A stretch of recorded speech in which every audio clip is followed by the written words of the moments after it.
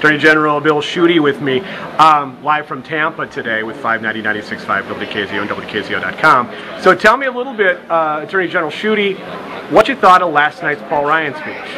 Well, first, it's great to be on part of this KZO team, one of your, Cub reporters here in Tampa, live from Tampa. An ego stroke is always a wonderful thing. Well, no, it's been fun, and it's exciting here in Tampa as everyone gets geared up and energized to go back to Michigan and pound down the streets and knock on doors and get the boats out for November. But I have to tell you, I think this has been a great opportunity here in Tampa to hear a showcase of distinguished speakers. And I have to tell you, Paul Ryan was terrific, and Chris Christie had that Jersey charm.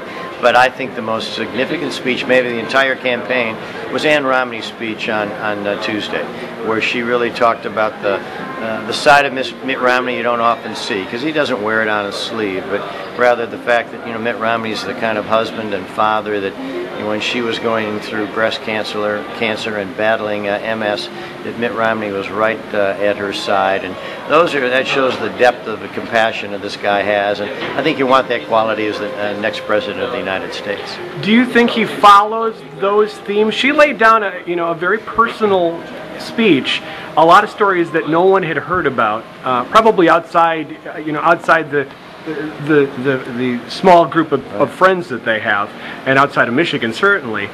Do you think that he continues on that theme, or does he go economy and jobs and talking about that? Well, I think that the thrust of this speech will be about, he's a guy from the private sector who knows how the economy works, and that means incentives for job builders and small businesses instead of the government. And so I think he's a fix-it guy, and I think America needs fixing. And the question about in November is who do you want to hire as your next CEO of the United States of America? And we've seen 4 years of Barack Obama, and if you were to ask people, hey, are you better off now than you were 4 years ago?